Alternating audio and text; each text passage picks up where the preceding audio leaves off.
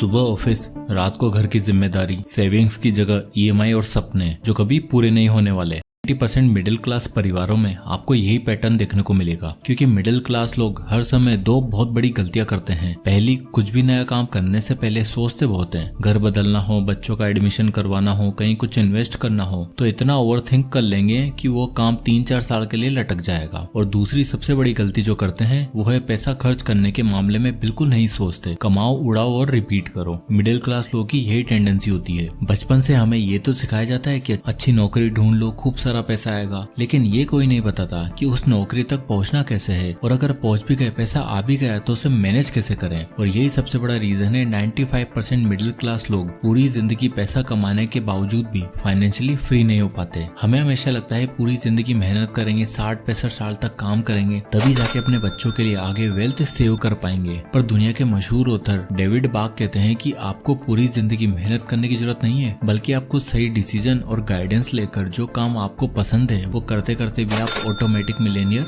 बन सकते हो। ऑथर डेविड बाक कहते हैं हर इंसान को अपनी लाइफ में ये जरूर सीखना चाहिए कि सोते सोते भी, कुछ ना करते हुए भी पैसा कैसे कमाया जाए, और धीरे धीरे ही सही पर ऑटोमेटिकली रिच बनते चले जाएं। पर उसके लिए आपको सबसे पहले अपने आप से एक सवाल पूछना होगा, क्या आप अपने आप को पे करते हो? ज्यादातर मिडिल क्लास लोग एक सबसे बड़ी गलती ये करते हैं कि जैसे ही सैलरी मिली या कहीं से पैसा मिला, उससे पहले घर का किराया देते हैं, ईएमआई और बिल पे करते हैं, और इन सभी खर्चे करने के बाद जो पैसा बचता है उसे ले जाकर घर की अलमारी में रख देते हैं, ये कहते हुए कि बाद में जरूरत पड़ी तो इससे देख लेंगे। और ये पैसा कभी जरूरत में जाता ही नहीं है, उल्टा आलतू फालतू की चीजों में खर्च हो जाता है। जबकि हमें सबसे पहले अपने आप के लिए इन्वेस्टमेंट करनी चाहिए और उसके बाद खर्चों की लंबी लिस्ट निकालनी चाहिए। ऑथर डेविड अपना पर्सनल एक्सपीरियंस शेयर करते हुए एक कपल का एग्जाम्पल देते हैं जिनका नाम था जिम एंड च्यू। तो ये एक ऑर्डिनरी कपल थे जो डेविड के फाइनेंशियल लेसन्स और उनके सेमिनार्स में अक्सर आया करते थे। और एक दिन जब ऑथर ने इस कपल से बात करी तो उन्हें पता चला कि ये कपल अपनी अर्ली 50s में है और इनकी कंबाइंड इनकम मात्र $55,000 है, जो एक एवरेज अमेरिकन की इनकम से काफी कम है। पर जब उन्हें पता चला कि इस एवरेज कपल के पास टोटल $2 मिलियन की इन्वेस्टमेंट है तो ऑथर के पैरों तले जमीन खिसक गई। दरअसल इस कपल को अपनी शादी के समय अपने पेरेंट्स से एडवाइस मिली थी कि हमेशा अपने इनकम का कुछ हिस्सा जरूर पहले से खुद के लिए रखो और उसके बाद जो बचे वो खर्च करो। और इन्होंने धीरे धीरे पहले 4% सेव करना शुरू किया, फिर 4 से 10 और 10 से फिर 15% तक सेव करने लगे। ऑथर ने जब इनसे पूछा कि आपके बच्चे, आखिर उनके भी तो खर्चे होंगे, तो आप इन सबके बावजूद इतना कैसे सेव कर लेते हो? तब उस कपल ने बताया कि उनके बच्चे कॉलेज में हैं और वो अपनी ट्यूशन फीस साइड इनकम से खुद कमाते हैं, इसलिए हम इतना पैसा बचा पाते हैं। तो अगर आप भी यही सोचते रहोगे कि खर्चों को पहले प्रायोरिटी दी जाए तो अपने पूर्वजों की तरह आप भी पूरी जिंदगी एक मिडिल क्लास लाइफस्टाइल जीकर रह जाओगे। इसलिए अगर हर महीने 30 से 40 हजार जो भी अर्न कर रहे हो उसमें से एक हिस्सा अपने लिए सेव करो, उसे ऐसी जगह इन्वेस्ट करो जहाँ से आपको अमेजिंग रिटर्न मिले और आपकी बढ़ती लाइफस्टाइल के साथ आपका इन्वेस्टमेंट भी बढ़ता जाए। अब अपने सेमिनार्स और सेशंस के दौरान जब ऑथर यही बात समझा रहे थे तब उनसे पूछा गया कि डेविड ये सब तो ठीक है, लेकिन एक एग्जैक्ट अमाउंट नंबर बताइए जो हमें सेव करना चाहिए बिना अपनी लाइफस्टाइल को इफेक्ट किए हुए। तो ऑथर ने उसके लिए समझाया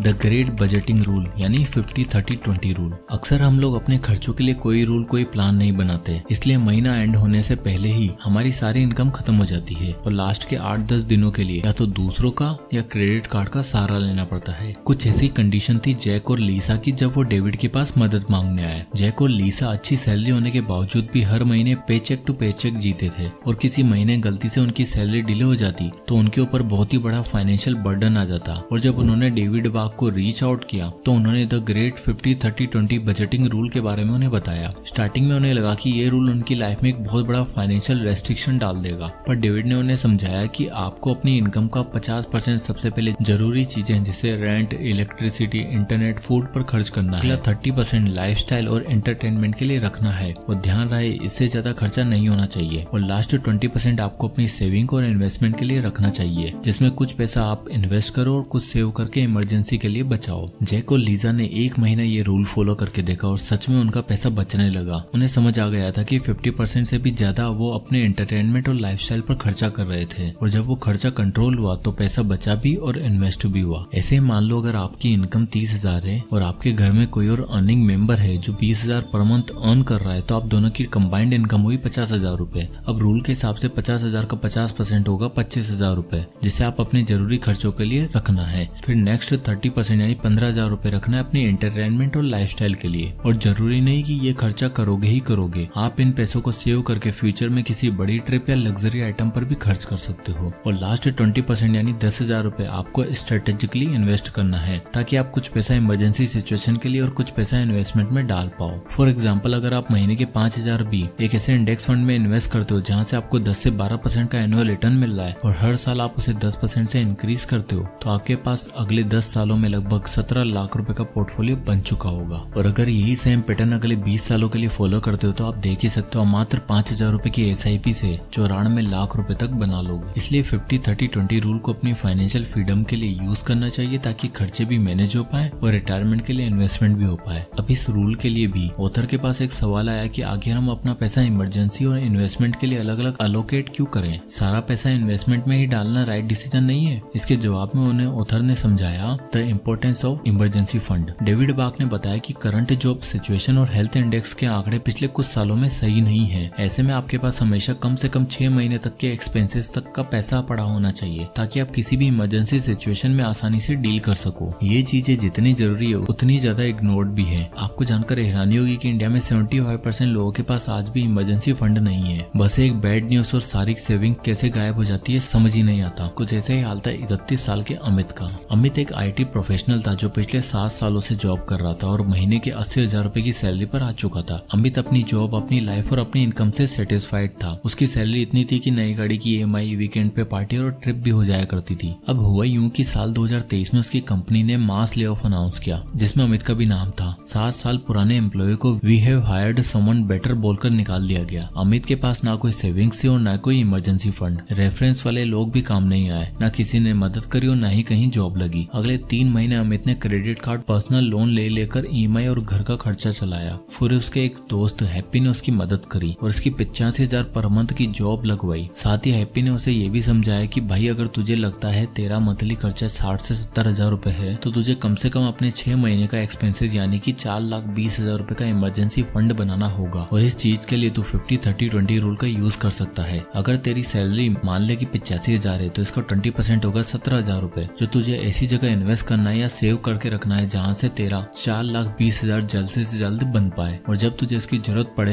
तो तू बिना किसी के आगे हाथ फैलाए खुद को संभाल सकता है। इसलिए इन्वेस्टमेंट के साथ साथ इमरजेंसी फंड भी जरूरी है। अब यहाँ पर लोगों ने ऑथर डेविड बाक से पूछा कि इन्वेस्टमेंट करना तो बहुत इंपॉर्टेंट है, पर अपना पैसा आखिर इन्वेस्ट करे तो कहाँ करें? अलग अलग सोर्सेज के अलग अलग रिस्क होते हैं, तो कहाँ इन्वेस्ट करना सही रहेगा? तो इस पर डेविड का जवाब आता है कि इन्वेस्ट वहीं करो जहाँ आपको पावर ऑफ कंपाउंडिंग देखने को मिले। ऑथर डेविड बाक अपनी बुक के जरिए बताते हैं कि अगर आपको ट्रू सेंस में वो भी ऑटोमेटिक तरीके से मिलियनियर बनना है तो पावर ऑफ कंपाउंडिंग को एम्ब्रेस करो, क्योंकि बाकी किसी भी तरह का इंटरेस्ट सिर्फ आपकी परेशानियां बढ़ाता है और सिर्फ इकलौता यही एक ऐसा इंटरेस्ट है जो आपको फाइनेंशियली फ्री बनाता है। पर हैरानी की बात तो ये है कि हम में से 90% इंडियन आज भी बैंक को अपनी सबसे सेफ इन्वेस्टमेंट मानते हैं, जहाँ से उन्हें मात्र 4 से 5% तक का इंटरेस्ट मिलता है, जबकि अभी करंट इन्फ्लेशन का रेट 6 से 7% है। बैंक में पैसा कंपाउंड तो होता है, पर उस रेट से नहीं होता जिस रेट से होना चाहिए। उल्टा धीरे धीरे आपके पैसों की वैल्यू घटती जाती है। इसलिए अपना 20% आपको ऐसी जगह इन्वेस्ट करना है जहाँ आपका पैसा इन्फ्लेशन को मात देते हुए कंपाउंड हो सके, जिसके लिए बेस्ट सोर्स है इंडेक्स फंड। अब मान लो आप अपनी महीने की इनकम में से 10,000 तक सेव करके एक इंडेक्स फंड में इन्वेस्ट करते हो जहाँ आपको 12% का एनुअल रिटर्न मिल रहा है। अगर आप 10 सालों के लिए ये पैटर्न इन्वेस्ट करते हो तो आपके पास 23 लाख रुपए हो चुके होंगे। अगर यही सेम स्ट्रेटेजी अगले 20 सालों तक फॉलो करते हो तो आप बड़ी ही आसानी से 1 करोड़ का ड्रीम अमाउंट अचीव कर सकते हो। पर यहाँ ये सवाल आता है कि आखिर 20 साल बाद भी क्या सब कुछ सेम रहेगा? हमारे पैसों की वैल्यू 1 करोड़ ही रहेगी? इन्फ्लेशन सब कुछ बदल देता है, तो इन्वेस्टमेंट भी तो कुछ भी नहीं है। तो भैया एक बात समझ लो, सब कुछ बदलेगा पर एक चीज जो हमेशा कंस्टेंट रहेगी वो है कंपाउंडिंग। अगर आप इन्फ्लेशन को बीट करते हो 1 करोड़ की कंपाउंडेड वेल्थ बनाना चाहते हो तो आपको थोड़ा स्मार्ट डिसीजन लेना पड़ेगा। आप ग्रेजुअली अपना अमाउंट इंक्रीज कर सकते हो और 10-15 हजार के बदले अपनी बढ़ती इनकम के साथ अगर आप 22,000 पर मंथ इन्वेस्ट करते हो तो आप यहाँ देख ही सकते हो मात्र 20 सालों में आपका 1 करोड़ का ड्रीम अमाउंट अचीव हो जाएगा, वो भी इन्फ्लेशन को एडजस्ट करने के बाद। ये बेनिफिट देता है आपको पावर ऑफ कंपाउंडिंग का, तो ध्यान से देखो, समझो और इन्वेस्ट करो।